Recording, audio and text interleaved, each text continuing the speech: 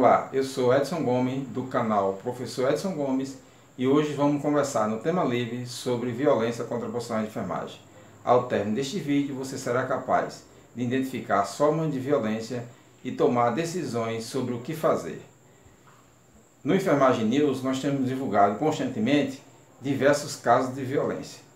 Por isso, nesta semana de enfermagem estamos trazendo mais uma vez aqui para o debate a violência contra profissionais de enfermagem. Quem são os agressores? Geralmente os agressores são os pacientes, são os acompanhantes e são aqueles que trabalham conosco nos ambientes de trabalho. Então o agressor geralmente não tem uma característica única de agressor, mas se enquadra geralmente nesses três grupos: paciente, acompanhantes e colegas de trabalho. E o que é a violência? A violência é, segundo a Organização Internacional, entende que a violência no ambiente de trabalho é toda ação ou incidente ou comportamento de uma pessoa contra outra que leva a uma agressão, ofensa, prejuízo ou humilhação em seu trabalho ou como consequência do mesmo. Então os casos de violência levam o indivíduo e traz diversas consequências, causando-lhe prejuízo. Então existem três formas de violência. Existe a violência externa, a violência no ambiente de trabalho e a violência decorrente dos colegas de trabalho.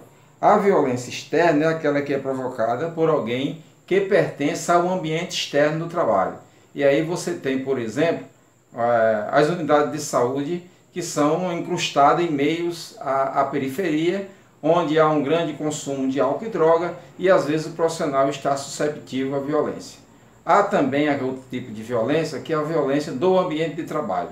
Nesta, o profissional sofre a violência de fato no ambiente de trabalho, onde ele exerce sua atividade. Lá ele pode ser agredido como a gente já disse, pelo paciente ou pelos acompanhantes do paciente, ou mesmo pelos colegas de trabalho, seja do mesmo nível, ou seja de um nível hierárquico superior. A violência provocada pelo cliente tem relação com o estado psíquico do cliente, às vezes o cliente é usuário de substâncias entorpecentes, às vezes o cliente está embriagado e, em outros casos, os acompanhantes. Os acompanhantes, nos casos, inclusive naqueles casos em que ocorre óbito, em que a família dos acompanhantes se desespera e às vezes acha que o profissional de enfermagem é o responsável por esta violência. Analisando dados, uma pesquisa realizada em 2009 pelas enfermeiras Ilmeri Ramos, Rosenberg, Ângela Maria e Eveline, num grande centro de atendimento da Baixada Fluminense, no Rio de Janeiro, constatou, por exemplo, num grupo de 30 trabalhadores, que foi o grupo analisado, que 76,7% dos entrevistados já havia sofrido algum tipo de violência no ambiente de trabalho. Desses 87%, dessas ocorrências, 87% foram por acompanhantes e 52% por paciente. Então a gente nota aí que há um número maior de violência nessa pesquisa, um número maior de violência praticada por acompanhantes. O tipo de violência sofrida no serviço de pronto atendimento analisado na pesquisa foram identificados 4,3% foram vítimas de agressões físicas, e aí a gente tem uma percentual de agressões físicas, 100% vítima de agressão verbal, são aqueles xingamentos, palavrões, etc. 30,4% assédio moral, e aí entra aquela relação do superior hierárquico e dos colegas de trabalho. 4,3% de assédio sexual, e aí em decorrência da nossa profissão ser uma profissão onde o maior número de componentes, cerca de 85%, como já dissemos em outro momento, ser mulheres, e 13% de discriminação social, incluindo aí um tema que já nós abordamos em um vídeo anterior, que é a discriminação racial, também inclusa nessa discriminação social. Recentemente, o caso do tamanho e proporção, que o Corém São Paulo realizou uma pesquisa, e nessa pesquisa ficou constatado que 70% dos profissionais, lembre, a outra é de 2009, essa é recente, 70% dos profissionais já foram de alguma forma agredidos. Desses 70%, 87% dos profissionais, segundo dados do Corém São Paulo, 51% dos profissionais não registraram queixa à polícia. Então, houve a ocorrência, o profissional absolveu aquela situação, não houve um registro de ocorrência na polícia. E 12,49% não levaram o caso adiante, sequer comunicaram à própria instituição, ficaram para si mesmo. E apenas 4,6% tomaram algum tipo de decisão e o caso seguiu para frente. E aí a gente tem estudado quais são os motivos que levam à violência. Um dos primeiros motivos que levam à violência, embora não haja justificativa para a violência é um ato que não se encontra justificativa para ela. Um dos motivos que estudado é a espera para marcar uma consulta. Então, o usuário passa muito tempo, o acompanhante passa muito tempo para marcar uma consulta. Então, quando ele chega no serviço de saúde, ele já chega, de certa forma, com um estresse muito grande. Outra ocorrência indicada nessa pesquisa é a falta de médico. O usuário chega para ser atendido, não tem médico para ser atendido. Como ele vê no médico a possibilidade da cura de sua patologia, descarrega essa raiva que ele sente pela ausência de médico no profissional de enfermagem. Uma outra situação que indica essa violência é a falta de medicamento. Geralmente o médico prescreve o medicamento e quando chega o profissional de enfermagem que avisa para ele que aquele medicamento está em falta na farmácia do posto de saúde, na farmácia do hospital. E aí esse paciente termina de certo modo tomando raiva e partindo para agredir o profissional de enfermagem. A outra situação é falta de equipamento disponível para exame específico. O médico solicita um exame, ele se dirige ao setor de exame, às vezes quando chega no setor de exames o equipamento está quebrado, ou o equipamento foi levado para o conserto, ou não tem o equipamento. E aí a raiva, mais uma vez, descarregada nesse profissional de enfermagem. Uma outra situação é quando o profissional faz atendimento à criança.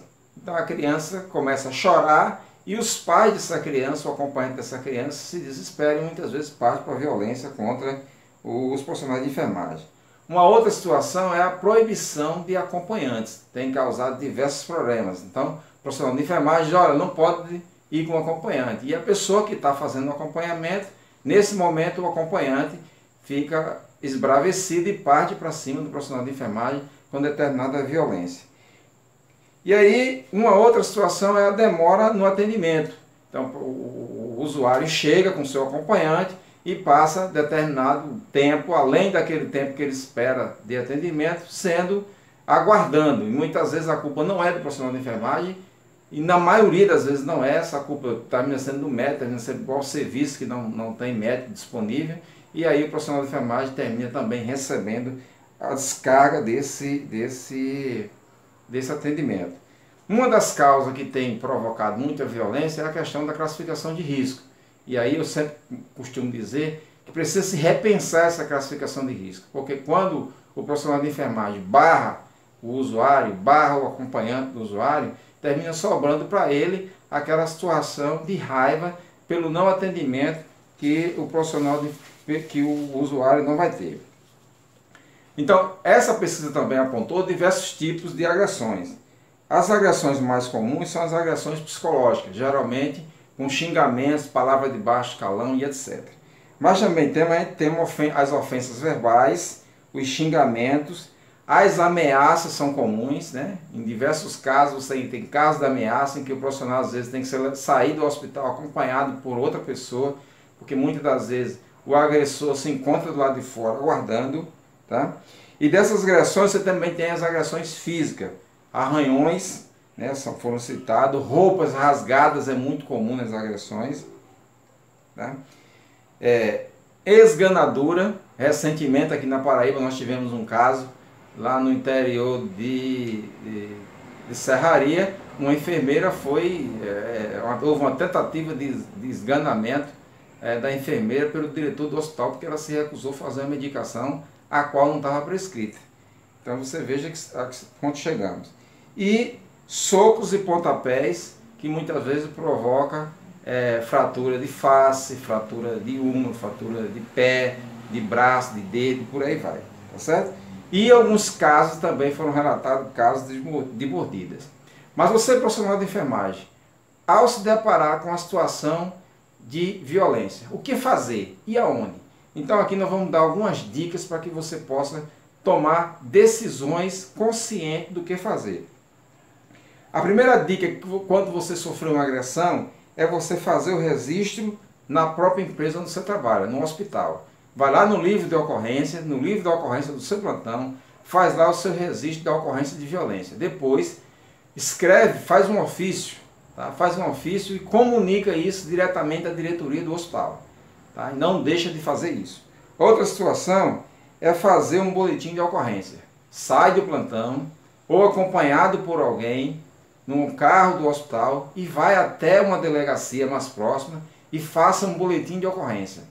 Fazendo o boletim de ocorrência e você notando que alguma marca ficou em você, solicite do delegado, se ele não solicitou, que seja feito um exame de corpo de delito, para que aquela situação fique registrada e não desapareçam os sinais. Tá?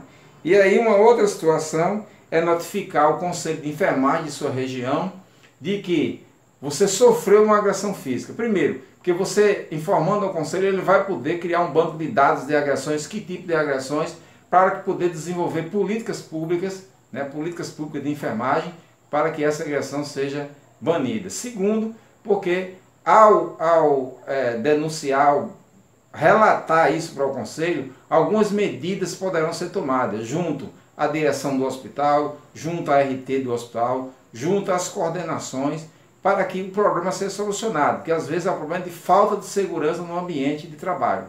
É muito comum a gente chegar nos interiores aqui da Paraíba e por onde a gente andou em outros lugares, você chegar no hospital não tem segurança. A segurança é apenas o profissional de enfermagem na frente do hospital para receber os usuários e os seus acompanhantes. Bom, diante dessa situação, é preciso tomar essas medidas. Tá? Aqui nós encerramos. Esse vídeo vai estar disponível no canal do YouTube, tá certo? No canal Professor Edson Gomes. Vá lá, dê um like no nosso vídeo, se inscreva no nosso canal para que você incentive cada vez mais.